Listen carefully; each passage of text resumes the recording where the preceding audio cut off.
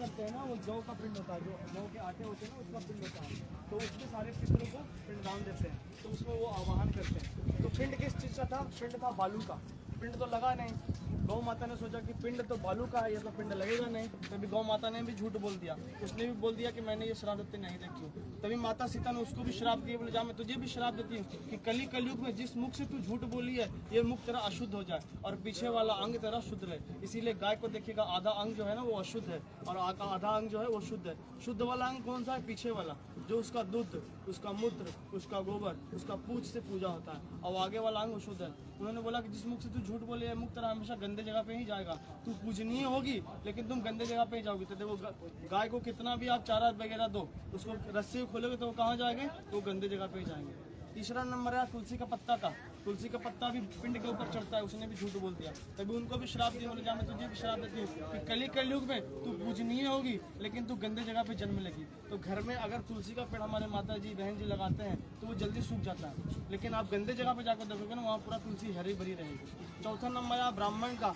ब्राह्मणों में भी दान दक्षिणा नहीं मिला था, उसने भी झूठ बोल दिया। तभी ब्राह्मणों को भी श्राप दिए, बोले जा मैं तुझे भी श्राप देती हूँ, कलयुग में तू हमेशा भिक्षा करके खाएगा, तेरे घर में कभी लक्ष्मी का वास नहीं होगा। तो ब्राह्मणों के घर में कभी लक्ष्मी का वास नहीं होता।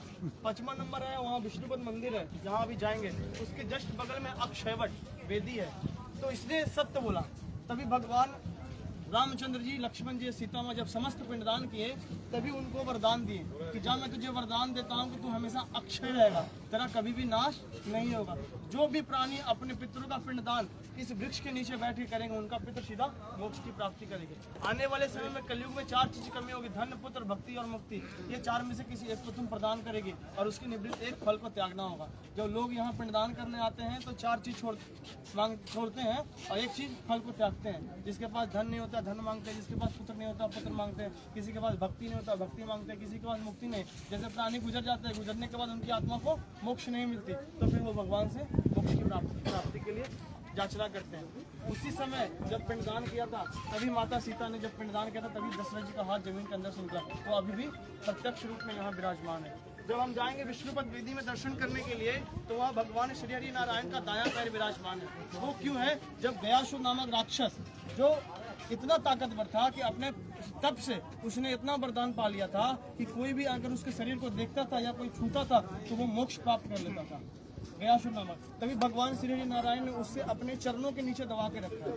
तभी वहाँ गया जी में वो चांदी का घेरा है, चांदी घेरा में भगवान श्री हरि नारायण का दायां पैर विराजमान है। अभी जाएंगे तो देखेंगे कि वहाँ भगवान श्री हरि का नारायण का दायां पैर विराजमान है। उसी का नाम है विष्णुपद वेदी। इसीलिए यहाँ मोक्ष भूमि भी कहा जाता है, क्योंकि जो भी प्राणी अपने पितरों का पिंडदान करने आते हैं वो जो आटे में जब पिंड देते हैं तो उनको सारा को आवाहन करते हैं। आवाहन करने के बाद फिर वो भगवान के चरणों में अर्पित करते हैं, जिससे उन समस्त आत्माओं को मोक्ष की प्राप्ति होती है। तो आइए पहले यहाँ दर्शन करते हैं।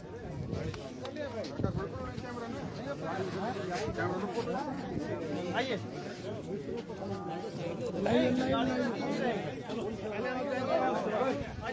क्या? हाँ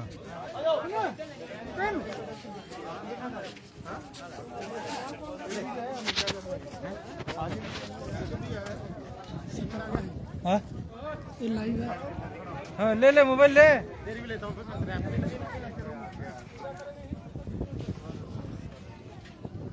ये मेरे तरफ हुआ है। इतना पता चल गया क्या है, हम तो ऐसे ही तो